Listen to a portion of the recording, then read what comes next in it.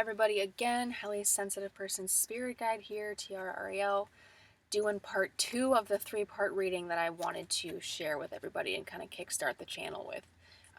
This one is quite a large reading. If you want to watch me actually pulling the cards for this reading, then you can go to Highly Sensitive Friends Talking YouTube channel, or I can link the description, or link the video in the description box below. You can actually watch me do this reading live. But if you want to just get the gist, then, just stick around for this video, because I'm just going to summarize kind of everything that went on with this reading. And I do feel like this is kind of piggybacking off of the previous reading in part 1. So if you haven't seen that one yet and you somehow got here first, then maybe start with part 1. Okay, let's get into it. So, the first card that I pulled for this reading is the Ghostlands. This is from the map. So the text says, you can learn from the past and imagine a beautiful future, but you must live in the here and now. When this card appears, it's a sign that you're wandering in an emotional or intellectual place with no real substance. There's no point longing for that which has already gone or hasn't happened yet. Right, so obviously this card is talking about the be here and now, and don't get caught up in things that have already passed, and don't concern yourself with things that haven't happened yet and be stuck in limbo. You kind of want to just be in the present. At least that's what this card is bringing your attention to. All right, the second card was Spark, again from the map. The text says, you are a clear channel for divine creativity. There is a spark of creativity within you, and you have every reason to move forward with optimism and hope. Sometimes your fire may get doused by others who don't want you to be all that you can be. In that case, you need to move away from the water lest things get too damp. So this is just reminding you of your own creativity, your own sense of, inspiration. And that if there's something that you've been wanting to do that maybe people don't necessarily approve of, or maybe there's just naysayers of saying that it won't work, or whatever it is, that this is a nudge towards maybe you should move forward with what your gut has been telling you to do and trust whatever it is you feel guided to in terms of a creative project. And then I didn't actually pull this third card, but I ended up reading the wrong, so in the book there's numbers at the top of each card, and I actually opened the wrong book. Like, I had moved on to the next deck, and I had opened the previous book on the number of the next card, basically. So I'm going to tell you this card because I actually read the book portion of this by accident in the other reading, and I felt like it was intentional. Or it was important. So it just read this first line. It says, right now success is easy and effortless. Ride the wave. So I kind of felt like that was speaking towards the wave of everything that's been going on. You kind of like, you have to just go along with how things are going right now. And also it's an added piece of saying like that there's momentum behind you, and that you should move forward with what it is, like the creative project that you feel like you want to work on, because it very likely might end up being successful. So then I had only intended on, at this point, grabbing like 2 cards from this deck, and like 4 of them fell out. So the first one that came out was the Cosmos. So it says, this is a sign to remind you to open up to the well of creativity deep within you and be mindful of your thoughts and actions. Both are influencing your outer world. So again, speaking of creativity, which goes nicely with the Spark card. Right, this was talking about your sense of creativity, and now this one's even saying, like, this is divinely bestowed upon you, your talents, your creativity, the thing that you feel passionate about. This is kind of like another gentle nudge, and then also like a manifesting card, right, because it's talking about how your thoughts and your actions influence your outer world. So just keep that in mind. And then the next card that I pulled, which was totally synchronistic, was the Hungry Ghost, which definitely corresponds to the Ghostlands card. So this one also talks about being in the present moment. Past, present, future awareness, obsessive thinking, addictions, repetitive behaviors, doing the same thing over and over again and expecting different results. So, maybe you are just hitting a wall with a problem you've been trying to solve, and maybe it's time to, tap into those creative juices and your own intuition to maybe approach the issue from a different angle. This also talks about scarcity consciousness and attachment, which I think is very, relevant to what's been going on.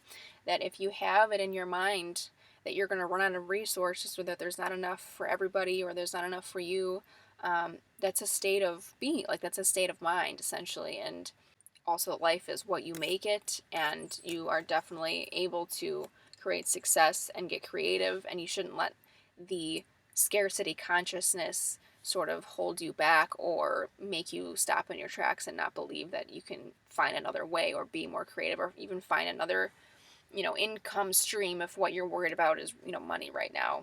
And get creative. And then also attachment, which I also think kind of goes along with just the general theme of like, things might not be going the way that you thought they would originally, and to set your sights on a creative project or something you want to do at this time and just do it for you and not necessarily have an attachment on what the outcome is. So then the next one was Diamond Dreamer, which is all about material wealth and true prosperity, which is interesting because we've been talking about like financial resources, and then also the portion of the book that I opened up when it said success is easy and effortless right now, which is interesting because maybe a lot of you feel like it's not, but again, that could also just be your perception of what's going on, or fear-based thoughts or whatever. So this one says material wealth prosperity represents a successful manifestation of the unseen into the material. Be sure you truly want what you think you desire, for this ally will commit to getting it for you. So this is kind of like the be careful what you wish for card. There's also been, a lot of reevaluating of things going on right now. So maybe you need to just take stock of like what it is that you really, really want to manifest. This last card just kind of flew out of the deck when I was like getting ready to close it up. The River Queen. It's about flow, letting go, natural movement, and law of non-attachment. No obstacle can hold you back if you surrender to the natural flow of events. So again, this goes along with the earlier theme that I was just talking about of sort of going with the flow, being okay with how things have, moved differently this year, and that there might be something better for you on the horizon than you had originally set your sights on in terms of a trajectory, and maybe you'll get there some other way if, you can tap into your creative juices. And that it might actually bring you material wealth. It might actually bring you some other source of income, maybe. And just be careful of like obsessive thinking and trying to solve the same problem with the same tactic over and over again if it's not working. And yeah, just go forth with what you feel like you want to spend this time doing. And when I say creativity, it doesn't necessarily have to mean like painting or creating content or whatever it is. It's just like be creative.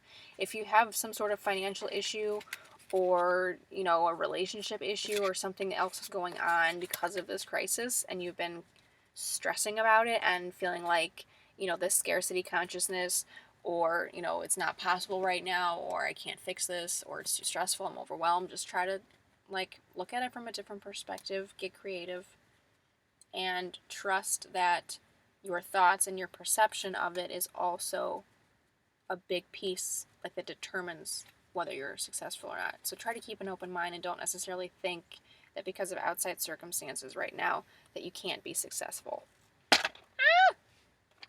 So that was part 2. If you're interested in part 3, I also have an Instagram post about it at hsp.spirit.guide.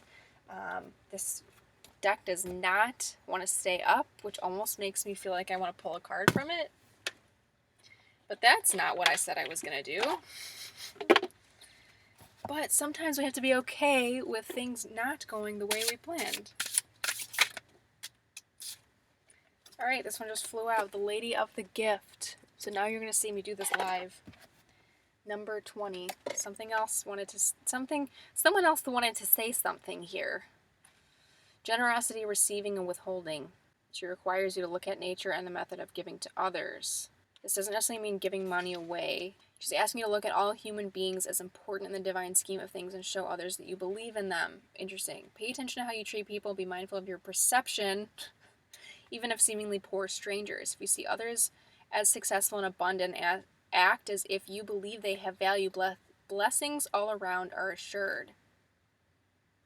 Your belief in others has greater value than you could fathom. This alone guarantees your success long term. Remember that you can only keep what you're willing to give. Very interesting. So I'll just let you interpret that how you will, because this message may be for specific people, because it just kind of flew out of there.